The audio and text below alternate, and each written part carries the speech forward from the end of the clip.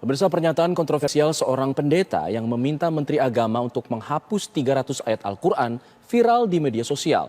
Staf khusus Menteri Agama memberi tanggapannya dan meminta seluruh masyarakat untuk menghormati keyakinan agama lain.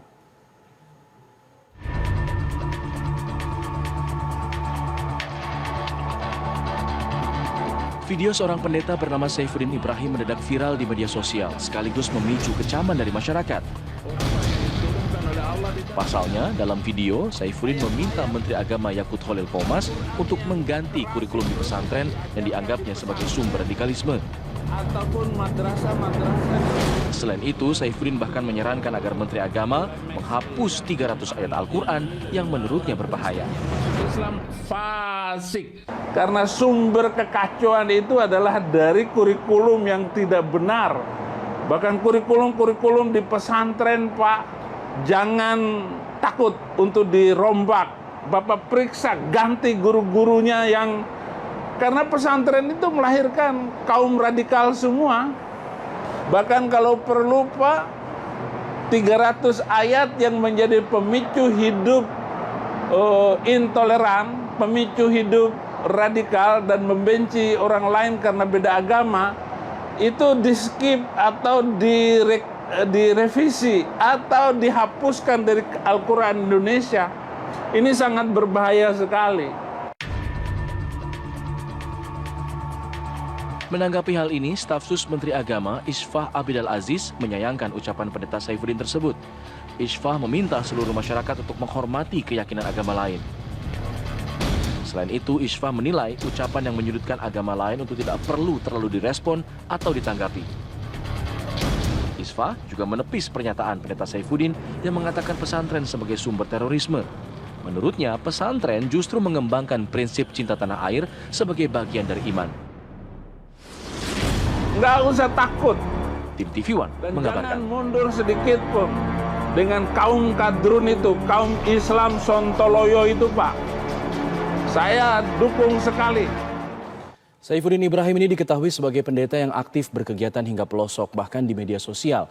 Dalam akun YouTube-nya, Saifuddin kerap memberikan renungan dan juga pendapat-pendapatnya mengenai isu-isu agama terkini. Tak jarang, pernyataan kontroversialnya terlontar di beberapa unggahannya itu. Tapi saya mau katakan bahwa orang Cina masuk Islam pasti sial. Sosok pendeta Saifuddin Ibrahim belakangan menjadi sorotan publik karena ucapannya yang kontroversial soal pesantren dan ayat Al-Quran. Dalam akun YouTube-nya, Saifuddin kerap memberikan renungan dan pendapatnya mengenai isu-isu agama terkini. Kaum radikal semua. Salah satunya soal aturan penggunaan pengeras suara di musola dan masjid. Saifuddin berulang kali membela Menteri Agama Yakut Khalil Qomas soal kebijakan tersebut. Saifuddin bahkan menyebut akan melarang ibadah haji jika ia menjabat sebagai Menteri Agama. Lambang kekristenan adalah burung garuda. Masalah karena Menteri Agama mau mengatur suara toa masjid diributin hanya karena Menteri Agama dia terserah, namanya pemerintah, dia mau mengatur apa saja, mau mengatur haji. Bahkan kalau Saifuddin Ibrahim jadi Menteri Agama, program saya lebih jelas lagi. Larang naik haji ke Arab Saudi. Kalau saya jadi Menteri Agama, kenapa? Karena hanya menguntungkan Arab. Indonesia miskin, Indonesia kere, Indonesia susah gara-gara naik haji. Tinggalkan pembacaan kitab suci itu.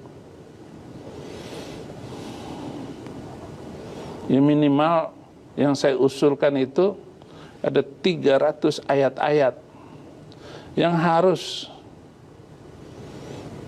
mungkin di-skip atau ya jangan dibaca deh. Jadi kalau ketemu ayat-ayat yang sudah saya tunjukkan itu jangan dibaca. وَلْيَحْكُمْ أَهْلَ الْإِنْجِيلِ بِمَا أَنزَلَ اللَّهُ فِيهِ. Saifuddin diketahui sebagai pendeta yang aktif berkegiatan di pelosok dan di media sosial. Saifuddin kini diketahui tengah berada di Amerika Serikat untuk sebuah kegiatan. Ucapan kontroversial Saifuddin seolah mengingatkan masyarakat akan sosok kontroversial lainnya, Joseph Paul Zhang, yang dianggap menista agama. Sejak April tahun lalu, Paul Zhang disebut sudah diburu pihak kepolisian hingga saat ini. Tim TV One mengabarkan.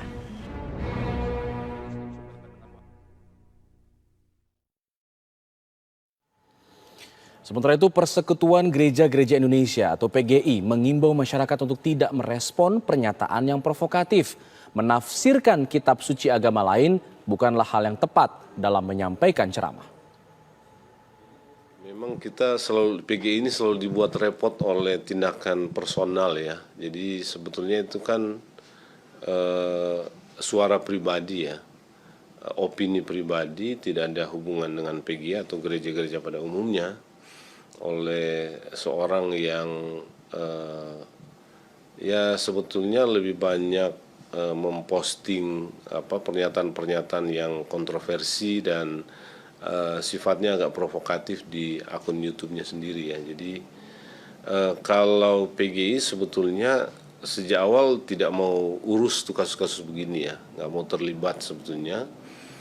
Cuma kadang-kadang agak sulit ya karena dimintain pendapat terus, dimintain sikap ya. Nah, jadi sikap PGI sebetulnya nggak terlalu merasa penting mengurus yang begini karena media sosial itu media yang lebih bebas sekarang dan semua orang bisa melakukan apa saja di sana sesuai dengan opininya sendiri ya. Nah, karena itu untuk kasus ini sebetulnya PGI merasa ya kalau mau melakukan penilaian dan bersikap sih tidak tepat ya, karena urusan kitab suci agama lain itu nggak bisa diurus oleh orang yang beragama lain ya, apalagi kalau kemudian mengaku sebagai pendeta gitu. Bagaimana kemudian masyarakat semestinya menyikapi adanya pernyataan-pernyataan kontroversial maksud kami yang diucapkan pemuka agama lain yang menyudutkan agama tertentu. Kita sudah terhubung bersama dengan Ketua MUI, ada Kiai Khalil Nafis. Selamat siang, Assalamualaikum Kiai. Waalaikumsalam warahmatullahi wabarakatuh. Dari Kemenak, dari PGI meminta agar masyarakat tidak reaktif, tidak terprovokasi. Tapi kemudian ucapan-ucapan kontroversial semacam ini terus terjadi. Bagaimana kemudian umat seharusnya menyikapi hal-hal semacam ini, Kiai? Ya, kita punya jalur hukum ketika ada sesuatu yang tidak tepat dan kita merasa tersinggung. Jadi jangan sampai mengambil tindakan hukum sehingga melanggar hukum. Saya sama dengan Mas Jerry Semampau dari PGI yang sebenarnya malas ngerespon ini. Maka saya di Twitter menyampaikan ya sudahlah, ini diperiksa aja kejiwaannya oleh dokter jiwa dan periksa oleh polisi. Karena dia sudah menodai pada agama lain menurut persepsi kami. Ini kan sama dengan yang sebelum-sebelumnya, saya juga hadir langsung sebagai saksi kasus MKC itu, yaitu untuk memberi pelajaran sebenarnya agar kita tidak sembarangan lompat pagar ya, masuk kepada keyakinan orang lain, lalu juga dia apalagi menistakan. Kita menafsirkan saja pada agama atau kitab suci orang lain pun juga di depan umum hati-hati. Karena bukan bidangnya dan khawatir juga tidak sesuai dan itu melukai perasaan pemeluknya. Itu pun demi kebaikan dan toleransi antara kita. Oleh karena itu memang tidak perlu disikapi terlalu reaktif. Saya punya keyakinan segera bertindak penegak hukum. Sebagaimana kepada yang sebelumnya kita pasrahkan dan kita serahkan dan mungkin kita lihat perkembangannya.